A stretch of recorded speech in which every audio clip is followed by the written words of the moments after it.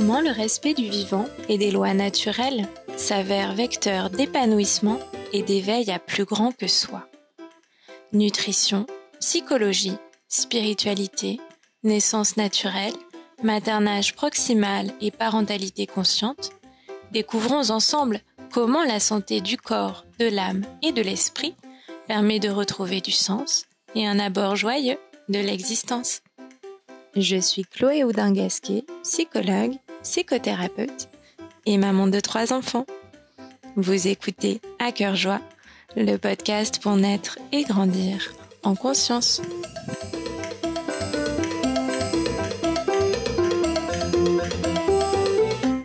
Aujourd'hui, j'ai l'immense honneur de recevoir Michel Audin, qui a été chirurgien, obstétricien et l'auteur d'une quinzaine d'ouvrages dont Bien-être, paru en 1976 aux éditions Le Seuil, et Le bébé est un mammifère, réédité en 2011 aux éditions L'Instant Présent. Michel Audin est engagé depuis plus de 60 ans dans la cause des naissances, pour laquelle il a mené bon nombre de recherches afin qu'elles puissent être respectées, c'est-à-dire non entravées par un interventionnisme qui nuirait à son bon déroulement. Lorsqu'il a accepté mon invitation, il m'a proposé la thématique suivante. Peut-on contrôler l'épidémie de déclenchement de l'accouchement ? Bonjour Michel. Ah bonjour. Je suis vraiment honorée d'échanger avec toi aujourd'hui. Et pourquoi avoir choisi ce sujet pour notre rencontre ? Eh bien, c'est l'actualité qui me conduit à choisir ce sujet, et même 2 aspects de l'actualité. Un premier aspect, c'est que actuellement, ce qui a caractérisé l'histoire récente de l'obstétrique, c'est l'avènement d'une espèce de véritable épidémie, c'est une épidémie de déclenchement de l'accouchement. Dans beaucoup de pays d'Europe, d'Amérique du Nord, la fréquence, l'incidence des déclenchements peut atteindre et même dépasser 30%, ce qui est énorme. Ça veut dire qu'on le supprime ou on raccourcit une phase importante de la préparation physiologique à l'accouchement. Il y a une chose qu'on ignore, c'est qu'il y a une préparation physiologique à l'accouchement. On a tous les documents pour analyser cette période de préparation, mais on n'y fait pas attention parce que les informations sont dispersées. Aujourd'hui, on est dans le domaine de l'ultra-spécialisation. Alors, certaines données sont apportées par certains spécialistes, d'autres par d'autres, etc. L'important, c'est de mettre tout ça ensemble. Donc, c'est une façon de comprendre l'importance de cette période que l'on raccourcit systématiquement.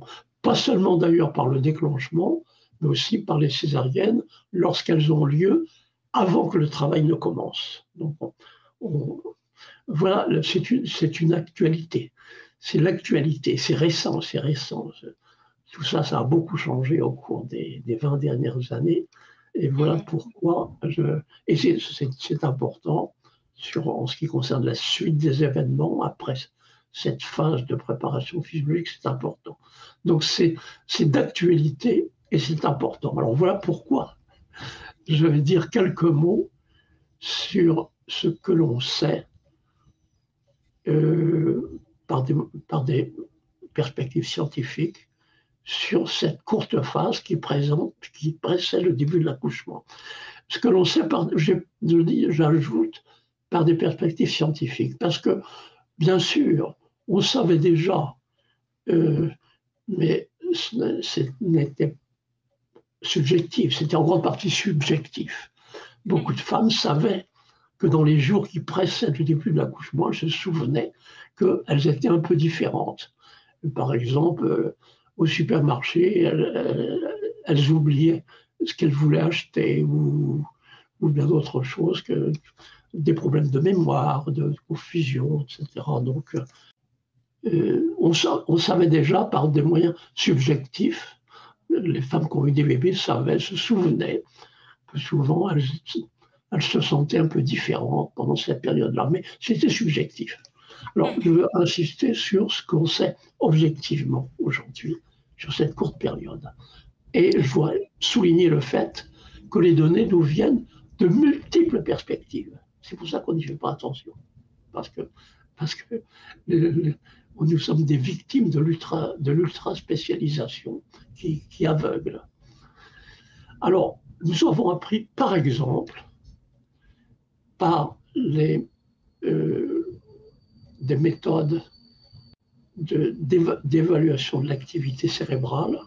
Alors, je ne veux pas donner trop de termes techniques, mais ce qu'on appelle la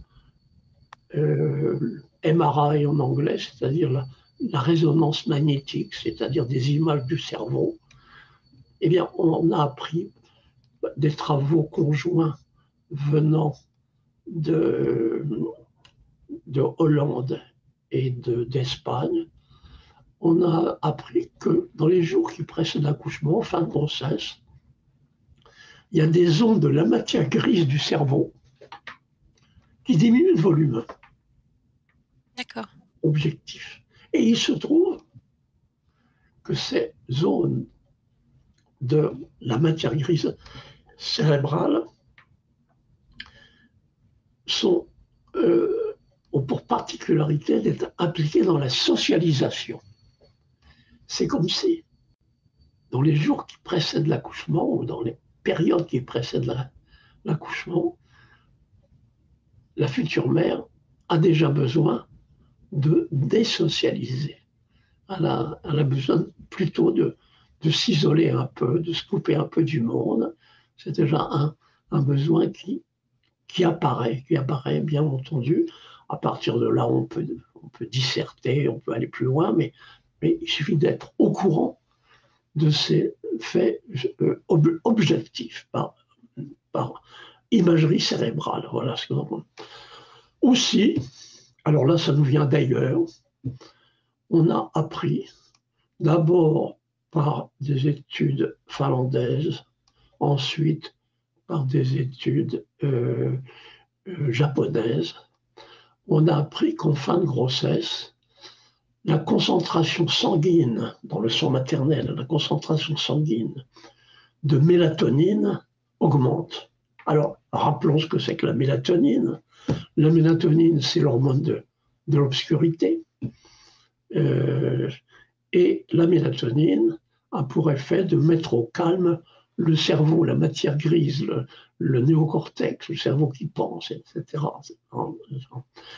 Et ce qu'on sait aujourd'hui, et ça c'est extrêmement important, c'est que la mélatonine, cette hormone de l'obscurité, c'est l'hormone de l'obscurité, la mélatonine, est une hormone essentielle de l'accouchement. Elle est essentielle, elle travaille en synergie, elle travaille en synergie avec l'ocytocine, à tous les niveaux, surtout bien sûr au niveau cérébral. Étudier la physiologie de l'accouchement, c'est un chapitre de la physiologie du cerveau, c'est là que ça se passe, ce qui est important. Mais la mélatonine aussi est synergique avec l'ocytocine au niveau de l'utérus. Il y a les récepteurs utérins à la mélatonine qui travaillent avec les récepteurs à l'ocytocine. Eh bien, on a appris d'autres sources que l'imagerie cérébrale. On a appris que les concentrations en mélatonine dans le sang maternel augmentent en fin de grossesse. Alors voilà, ça c'est un autre aspect objectif de la préparation physiologique à l'accouchement. Alors, il faut ajouter que, en même temps, on a appris par d'autres scientifiques, et on ne pense pas à faire le lien, que le placenta qui est une glande endocrine, libère une hormone, une sorte d'hormone qu'on appelle habituellement allo. Oubliez que ça veut dire allopregnénolone, c'est trop technique, on l'appelle habituellement allo, A2LO. Eh bien, le placenta libère cette substance allo qui réduit, qui met au repos aussi le cerveau qui pense, le néocortex. Donc voilà, en gros, agit en quelque sorte sur certains récepteurs au niveau du cerveau et le met au calme. Voilà. Alors voilà en gros ce qu'on apprend parmi tous les modifications de la physiologie maternelle dans les jours qui précèdent l'accouchement. Alors bien sûr, jusqu'à présent, on doit dire qu'on ne savait pas tout cela, et on doit dire aussi qu'on n'a pas fait attention jusqu'à présent à des études extrêmement importantes, scientifiquement très valables, publiées dans les journaux sérieux mais très spécialisés. Par exemple, je vais citer une étude suédoise qui a montré que le risque pour un garçon de développer à la fin de sa vie un cancer de la prostate dépend de ce qu'a été la durée de la vie fœtale. Plus la vie fœtale a été longue, plus est faible le risque pour un garçon d'avoir un jour, c'est-à-dire longtemps après la naissance, un cancer de la prostate. Alors, c'est très significatif comme étude et très, très valable. Ils ont étudié des milliers d'enfants suédois un hôpital de Stockholm entre 1889 et 1941, et c'est pour vous citer. Et ensuite, ils ont revu ces gens-là dans la deuxième moitié du XXe siècle. C'est extrêmement sérieux. Et voilà la conclusion. Le risque d'avoir un cancer de la prostate dépend du temps qu'on a passé dans l'utérus. Et apparemment, si on raccourcit artificiellement la durée de la vie fœtale, eh bien, on augmente vraisemblablement. Bien sûr, il faudrait que ce soit répété par d'autres études pour être confirmé, mais il est vraisemblable qu'on agit sur les risques d'avoir un cancer de la prostate. Alors, il est facile de comprendre pourquoi une étude aussi valable, aussi intéressante, jusqu'à présent, n'a pas attiré l'attention. Facile à comprendre que les médecins qui voient des octogénaires ou des nonagénaires qui ont un cancer de la prostate ne s'intéressent pas à la durée de la vie fœtale. Ce n'est pas leur travail. Ils n'y pensent pas, ça ne le concerne pas. Et puis, les sages-femmes ou les gynécologues accoucheurs, lorsqu'ils assistent à la naissance d'un garçon, ils ne pensent pas du tout au risque pour ce garçon d'avoir un jour un cancer de la prostate. Bien voilà des genres de données valables, mais ignorées. Alors, ce qu'il faut aujourd'hui, c'est aller au-delà des effets de l'ultra-spécialisation qui nous aveuglent, et réunir des genres de données que j'ai mises ensemble, et que je cite très rapidement, facile à trouver dans la littérature médicale, pour souligner à quel point c'est important cette période. C'est une période où la physiologie maternelle est modifiée, transformée, c'est objectif, etc. Eh bien, c'est sérieux d'agir sur cette période. Et non seulement lorsqu'on prend pour point de départ la physiologie maternelle, et aussi la physiologie du placenta, mais aussi la physiologie fœtale, la physiologie du bébé dans l'utérus. Par exemple, on sait aujourd'hui que le fœtus, le bébé qui va naître, participe au déclenchement de l'accouchement. Il participe en envoyant un signal en particulier. Il envoie un signal en disant « Mes poumons sont matures, je suis prêt à respirer ». Être prêt à naître, c'est être prêt à respirer. Eh bien, le bébé libère dans le liquide amniotique, quand il est prêt à respirer, un facteur qu'on appelle le surfactant. il participe au déclenchement de l'accouchement. Ben, lorsqu'on déclenche, eh bien, le bébé n'a pas donné ce signal. Et il est bien connu, sans qu'on se demande pourquoi, et il y a sans doute de multiples raisons, il est bien connu qu'après déclenchement de l'accouchement, de même qu'après césarienne, avant que le travail ne commence, eh bien, les difficultés respiratoires sont accrues par rapport à ce qu'elles sont pour l'ensemble des bébés. Donc, il faut considérer aussi qu'on agit sur la physiologie fœtale, qu'on n'attend pas que le bébé ait dit « je suis prêt à respirer ». Je vais ajouter encore autre chose, un autre point, alors là, vraiment très mal connu, mais qui est sans doute très, très important. Vous savez que ce qui caractérise un nouveau-né humain, c'est qu'il a la peau couverte d'une espèce de crème, un vernis qu'on appelle le vernix caseosa. Ça veut dire du vernis, une crème comme du fromage. Caseosa, ça veut dire comme du fromage. Quand un bébé est né à terre, en général, il a la peau, plus un bébé humain, il a la peau couverte du vernix caseosa. Alors, jusqu'à une époque très récente, on ne s'y intéressait pas au vernix caseosa. Parce qu'on disait, c'est bizarre, il n'y a que les bébés humains qui naissent avec leur peau couverte de vernix caseosa. Il n'y a que les bébés humains, ça ne sert à rien, a priori. Et l'habitude, depuis des millénaires, c'était souvent d'essuyer le vernix caseosa qui ne sert à rien, on l'enlevait. Et puis on ne s'y intéressait pas. On en parlait très peu dans les livres, dans les traités. Ça ne sert à rien, c'est seulement les humains. On n'en parlait pas. Alors, tout a changé récemment. Je dois dire, par exemple, à propos du vernix caseosa, quand j'étais externe à l'hôpital Boucicaut, externe, ça veut dire étudiant en médecine avec quelques responsabilités, à l'hôpital Boucicaut en 1953, eh bien, à cette époque-là encore, quand le bébé naissait, on essuyait le vernix caseosa. C'est encore récent, c'est comme ça depuis 10 000 ans, depuis que la naissance est socialisée. Il y a 10 000 ans, c'était comme ça. Mais soudain, alors là, c'est quelque chose de nouveau.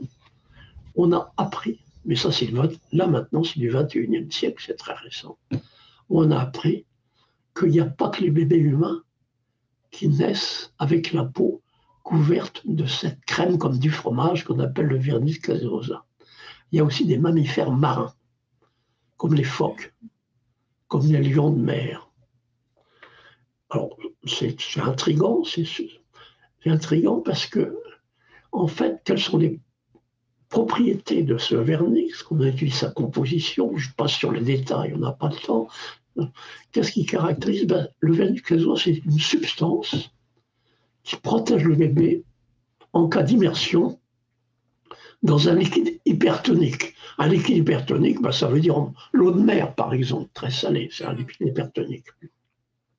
Il y a des risques de passage de l'eau à travers la peau, etc., des risques de déséquilibrer le bébé, etc. Eh bien, un bébé humain naît avec une crème qui le protège au cas où il serait immergé dans l'eau de mer. Alors, ça pose des questions sur la nature humaine, nos relations avec la mer,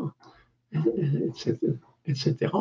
Mais l'important, à ce moment-là, c'est qu'on approfondit la question.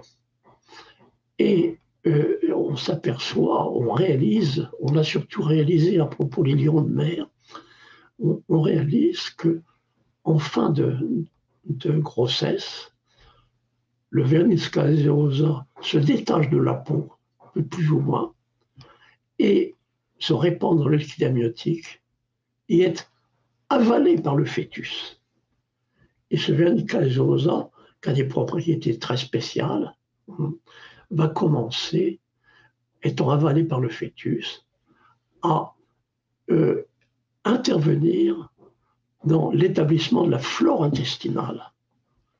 Eh bien, on est en train de s'apercevoir que, en fait, quand on intervient sur la date de la naissance du bébé, on empêche cette phase d'absorption par le tube digestif de ce vernis caseosa. On intervient sans le savoir, on n'y a pas pensé jusqu'à présent, on intervient sur la façon dont se constitue la flore intestinale. Or, on est aussi en train d'apprendre, que c'est très important, la façon dont se constitue la flore intestinale. Alors voilà, j'ai essayé en quelques minutes, très rapidement, il n'y a pas besoin d'en dire trop, c'est pas la peine.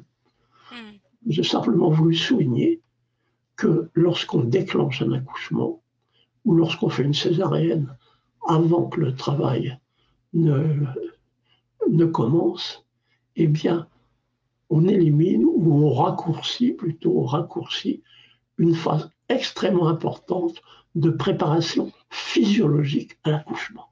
Jusqu'ici, on ne s'était jamais intéressé à la préparation physiologique à l'accouchement. Quand on parlait de préparation à l'accouchement, on pensait toujours à des méthodes, à des façons artificielles, on pourrait dire, des méthodes de préparation de la femme, etc., etc. Mais ce n'est pas ça qui est important. Ce qui est important, c'est qu'il y a une préparation physiologique. Il faut la comprendre, il faut la connaître. Et que lorsqu'on l'interfère, lorsqu'on agit, eh bien, on joue un peu aux apprentis sorciers. C'est-à-dire qu'on pense qu'à court terme. On pense à court terme. Mais aujourd'hui, il faut avoir bien en tête qu'un bébé humain moderne a une espérance de vie de l'ordre de 80 ans. C'est-à-dire qu'il faut apprendre à penser à long terme. Oui. Et ça, c'est vraiment agir comme des apprentis sorciers. Qu'est-ce que font les apprentis sorciers? Qu'est-ce qui les caractérise? Les apprentis sorciers, c'est qu'ils ont des moyens puissants d'action, mais ils n'ont pas développé la capacité de penser à long terme. C'est compréhensible. On comprend très bien qu'une sage-femme ne s'intéresse pas au cancer de la prostate. On comprend très bien. C'est compréhensible jusqu'à présent. Mais soudain, d'une façon générale, et c'est ce que j'apporte, c'est un exemple, nous devons d'urgence développer notre capacité à penser à long terme. Il se joue beaucoup de choses pendant cette courte période. Il ne suffit pas de parler de l'accouchement lui-même et de dire qu'il faut de l'ocytocine, etc. Il faut réaliser avec quelle puissance on peut interférer. Et dans la période qui précède l'accouchement, immédiatement, l'important, c'est que lorsqu'on a compris ce qui se passe dans cette période, c'est qu'on pose des bonnes questions, des questions qu'on n'a jamais posées jusqu'à présent. Bon, et il y a bien sûr une question pratique, c'est comment faire, est-ce qu'il est possible actuellement de réduire les taux, les nombres de déclenchement de l'accouchement. Ça peut paraître incroyable pour les gens de ma génération que dans de nombreux pays aujourd'hui, plus de 30% des accouchements, ou au moins 30% des accouchements sont déclenchés artificiellement et sans qu'on se pose de questions sur ce qui se passe. Tout ce que je viens de dire là, c'est publié. Ce sont des références faciles à trouver, mais c'est méconnu parce que l'ultra-spécialisation rend aveugle. Les gens qui s'intéressent aux images cérébrales ne s'intéressent pas aux concentrations en mélatonine, ne s'intéressent pas aux sécrétions hormonales par le placenta, etc. Ils sont spécialisés. Ils ne s'intéressent pas au vernis caseosa des phoques ou des lions de mer, qui sont... C'est un point commun avec l'être humain, et l'être humain seulement. Nos cousins les chimpanzés ne naissent pas avec la peau couverte de vernis caseosa, etc., etc. Donc voilà pourquoi, ce que je voulais surtout, et il n'y a pas besoin de parler tellement longtemps, voilà pourquoi j'ai proposé ce sujet lorsque vous m'avez invité à parler, à m'exprimer, parce que c'est un sujet qui est absolument méconnu et d'une importance extrême aujourd'hui. Voilà. Je serais presque tenté que j'ai dit l'essentiel. L'important maintenant, c'est de digérer tout cela. Il y a beaucoup d'autres sujets d'une extrême importance, mais je crois qu'il faut savoir se concentrer sur les priorités. Ok, et du coup, tu veux pas nous parler d'autre chose? Parce On que, peut parler de beaucoup d'autres choses, ok. mais l'important, euh, je, je, j'ai voulu parler de cela parce que jamais on me demanderait de parler de ça. Il faut que j'en prenne l'initiative. Eh ben, c'est très bien. Non, non, c'est Il faut que très, j'en prenne l'initiative et c'est d'une extrême importance aujourd'hui. Y compris les gens qui discutent du déclenchement de l'accouchement, qui s'y opposent ou au contraire, qui ont souligné les avantages, etc. Jamais ils ne mentionnent qu'il y a une phase de préparation physiologique à l'accouchement, des modifications de la physiologie maternelle, de la physiologie placentaire et de la physiologie fœtale. Alors voilà, j'ai voulu parler de cela parce que jamais on me demande d'en parler. Eh ben c'est très bien. Je suis très très heureuse de voir ça comme sujet. Après, est-ce que éventuellement tu pourrais nous parler un peu de la physiologie de l'accouchement, de comment se passent les choses et Ce qui se passe pour une physiologie pendant l'accouchement, ça dépend sans doute de ce qui s'est passé dans la phase de préparation. Hmm. Donc c'est un premier point. Et, mais aujourd'hui, on a une occasion d'acquérir une compréhension radicalement nouvelle de la physiologie de l'accouchement.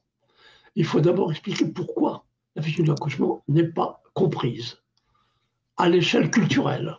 À l'échelle culturelle, la physiologie n'est pas comprise, c'est-à-dire que ce n'est pas un groupe d'êtres de nos contemporains qui ne comprend pas la physiologie, c'est culturel. Alors, je voudrais souligner pourquoi c'est culturel et pourquoi c'est si profond, mais il y a des raisons d'optimisme. C'est que si on le veut, on peut redécouvrir les besoins de base de la femme qui accouche, on peut mieux comprendre ou reprendre différemment la physiologie de l'accouchement.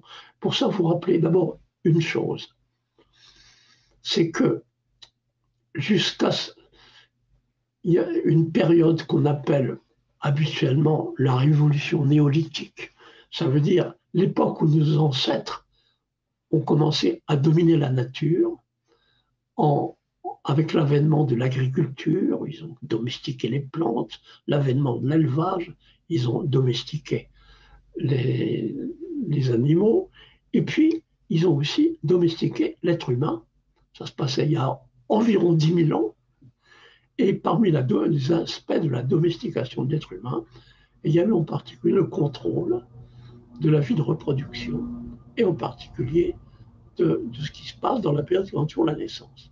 Il faut rappeler qu'on a assez de documents pour affirmer que jusqu'à cette période-là, c'est-à-dire dans les périodes les plus longues de l'histoire de l'être humain, des centaines de milliers d'années, eh bien, pendant ces périodes paléolithiques, ces longues périodes paléolithiques, les femmes s'isolaient pour accoucher. Voilà.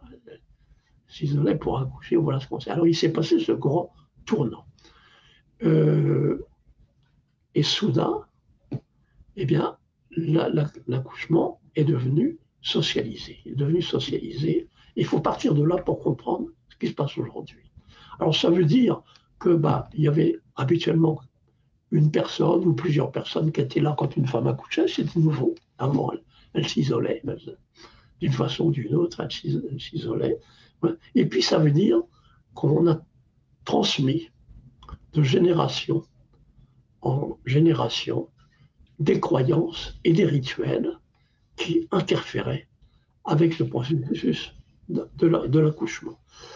Alors, on n'a pas le temps de faire un inventaire de toutes ces croyances, de tous ces rituels. Simplement que partout, il y a eu des croyances, des rituels et la présence humaine. Partout, l'accouchement est devenu socialisé. Ça s'est passé en peu de temps, en 1000 ans, en 2000 ans, c'est court, c'est court. L'accouchement est devenu socialisé. Or, par exemple, à partir de ce moment-là, on a dit que le colostrum, c'est-à-dire ce que le bébé peut trouver dans le sein dès la période de la naissance, c'est pas bon, c'est pas bon. On a différé l'initiation de l'allaitement maternel. On a fait beaucoup d'autres choses, beaucoup de croyances, de rituels. La naissance a été socialisée. Et tout ça, ça a été accompagné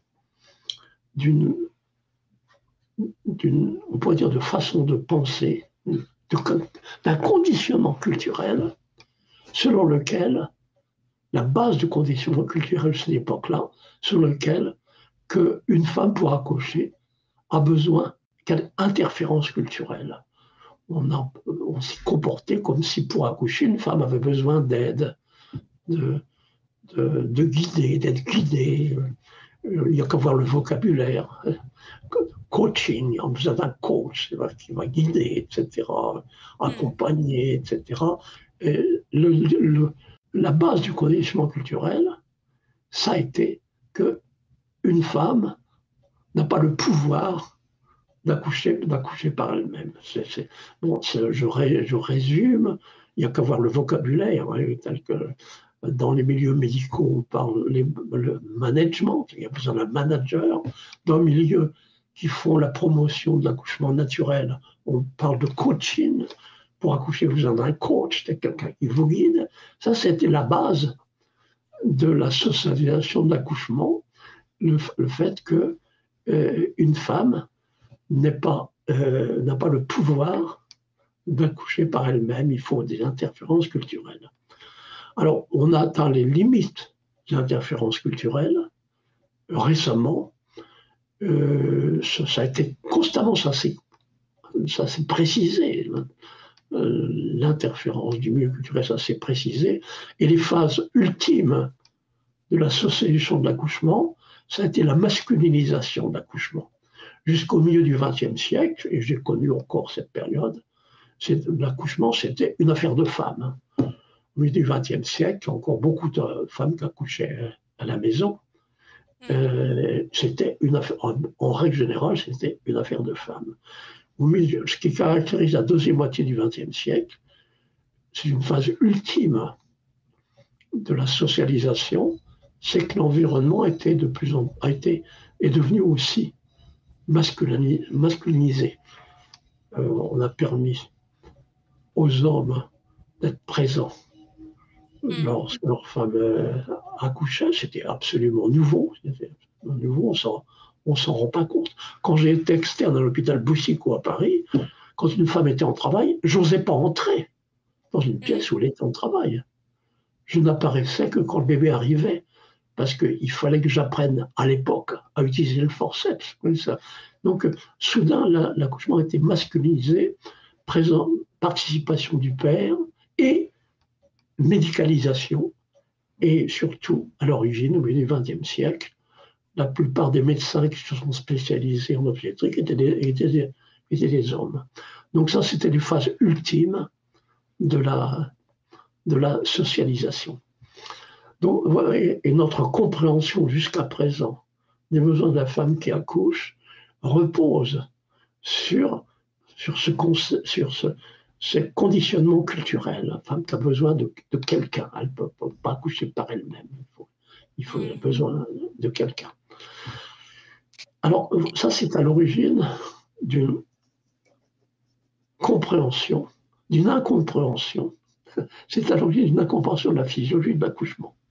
Et voilà pourquoi, alors je profite de votre question pour souligner que soudain, et c'est une raison peut-être d'optimisme, soudain, il semble possible, après des milliers d'années de socialisation de l'accouchement, il semble possible que l'on redécouvre les besoins de base de la femme qui accouche. Mais, pour ça, il y a deux conditions. La première, c'est qu'on prenne pour point de départ la question utile. Ceux qui ont étudié dans les livres, la physiologie de l'accouchement, eh bien, vous diront que le point de départ jusqu'à présent de toute étude sur la physiologie de l'accouchement, le point de départ, c'était pourquoi l'accouchement dans l'espèce humaine est-il difficile? Et on répondait toujours de la même façon, on disait pour des raisons mécaniques. La forme du petit bassin de la mère, la forme de la tête du bébé, pour des raisons mécaniques, l'accouchement est difficile dans l'espèce humaine, point. Pas besoin d'en dire plus, puisque on ne peut pas changer la morphologie d'une femme enceinte. Ça ne sert à rien d'étudier la physiologie. Mais soudain, tout devient différent si on prend pour point de départ la question utile. La question utile, c'est pas pourquoi l'accouchement est-il difficile dans l'espèce humaine. La question utile, c'est pourquoi, occasionnellement, même encore au XXIe siècle, il y a des femmes qui apparemment n'ont rien de particulier, mais accouchent très vite, très rapidement, par elles-mêmes. Tout le monde en connaît encore, même si c'est de moins en moins fréquent. Et c'est ça la question utile. Pourquoi, occasionnellement, l'accouchement dans l'espèce humaine est-il facile? Alors, si on part de cela, on s'aperçoit qu'on a surestimé l'importance des facteurs mécaniques et qu'on a oublié ce qui caractérise l'être humain. Ce qui caractérise l'être humain, c'est l'extraordinaire développement d'une partie du cerveau qu'on appelle le nouveau cerveau. Le terme technique, c'est le néocortex. C'est ce néocortex qui rend l'être humain différent de tous les autres êtres vivants. C'est ce néocortex qui nous permet en ce moment de communiquer entre la France et la Grande-Bretagne pour des moyens sophistiqués, etc. C'est ça qui caractérise l'être humain. Eh bien, il se trouve qu'aujourd'hui, soudain, la neurophysiologie nous offre une nouvelle compréhension des fonctions de ce nouveau cerveau si puissant qui nous permet d'envoyer des êtres humains dans la Lune, de faire des mathématiques, etc. Jusqu'à présent, on présentait ce néocortex, ce nouveau cerveau, comme un outil permettant, apportant des renseignements sur le temps, l'espace, le temps, la communication. C'était comme ça, c'était simpliste. Mais soudain, maintenant, alors ça c'est ce qu'il faut comprendre, on s'aperçoit que ce néocortex, c'est pas toujours un outil. Au contraire, il y a des situations où le néocortex, par son activité, gêne, inhibe, obscure des fonctions physiologique. C'est le concept d'une extrême importance d'inhibition néocorticale. Quand ce cerveau qui nous permet de faire des mathématiques est actif, eh bien, il y a des fonctions physiologiques qui sont inhibées. Par exemple, l'odorat. On en a la preuve. L'odorat, chez l'être humain, n'est pas très puissant, mais si vous buvez un verre de vin, l'alcool, vous réduisez le contrôle par le nouveau cerveau, par le néocortex, et votre sens de l'odorat est plus fort. Eh bien, un autre exemple de fonction physiologique qui est gênée, inhibée, neutralisée par l'activité néocorticale du nouveau cerveau, c'est l'accouchement.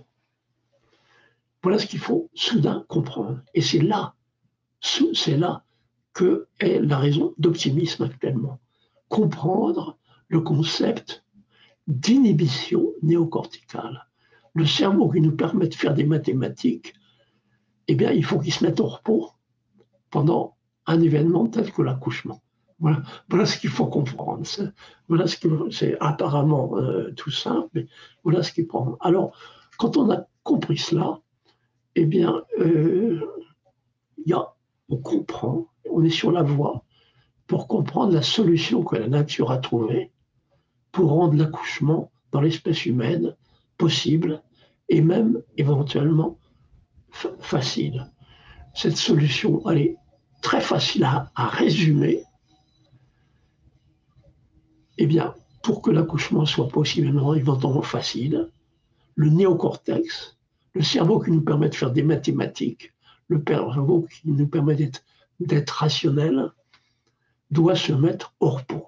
C'est pas son boulot, il faut qu'il mette d'accoucher, c'est pas son boulot, il faut qu'il se mette au repos.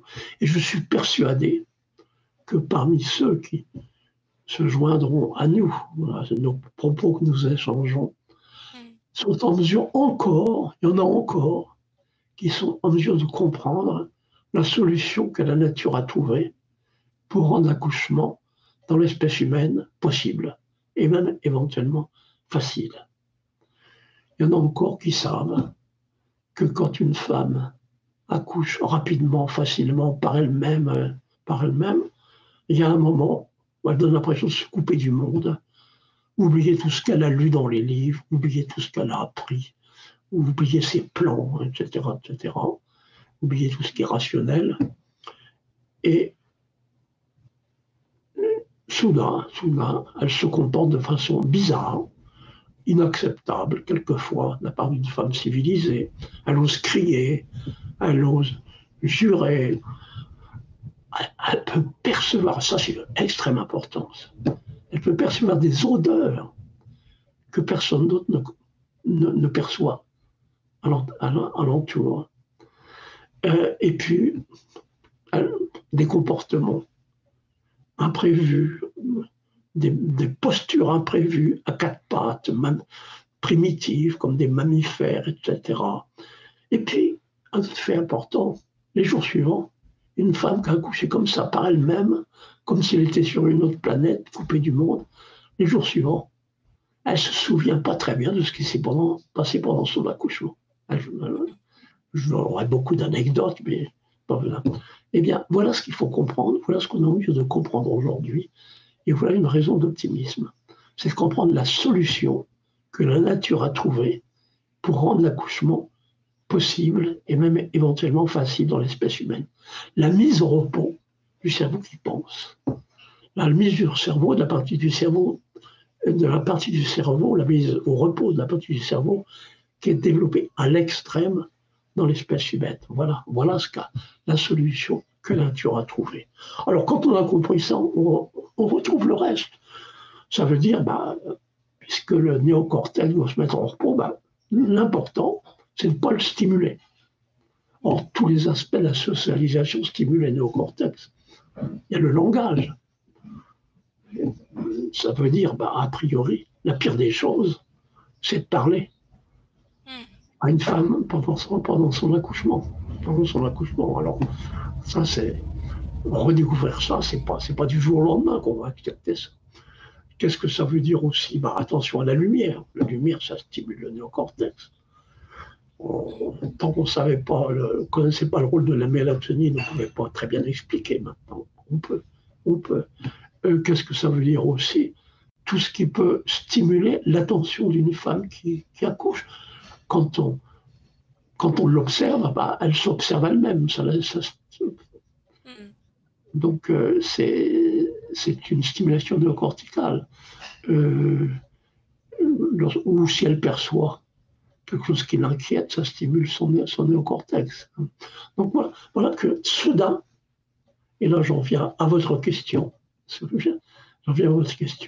on est en train on a la possibilité de redécouvrir les besoins de base de la femme qui accouche après de millénaires de socialisation.